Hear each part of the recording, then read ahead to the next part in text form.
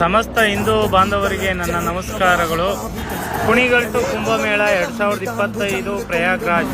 ಎಲ್ಲರೂ ಕೇಳ್ತಿದ್ರಿ ಯಾವ ರೂಟಲ್ಲಿ ಹೋಗಬೇಕು ಕುಣಿಗಲ್ಲಿಂದ ಅಂತ. ಕುಣಿಗಲ್ಲಿಂದ ದೊಡ್ಡಬಳ್ಳಾಪುರದಿಂದ ದೇವನಹಳ್ಳಿ ಲೆಫ್ಟ್ ಎತ್ಕೊಂಡ್ರೆ ಹೈದ್ರಾಬಾದಿಂದ ನಾಗ್ಪುರಿಂದ ಡೈರೆಕ್ಟು ಪ್ರಯಾಗ್ರಾಜಿಗೆ ಬರ್ತದೆ.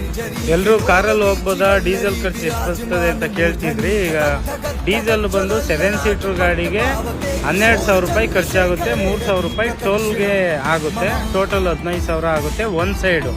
ಮತ್ತು ನೀವು 5 ಸೀಟ್ರ್ ಗಾಡೀಲಿ ಬಂದರೆ ನಿಮಗೆ 8,000 ರೂಪಾಯಿ ಡೀಸೆಲ್ ಆಗುತ್ತೆ, 3,000 ರೂಪಾಯಿ ಟೋಲ್ ಆಗುತ್ತೆ.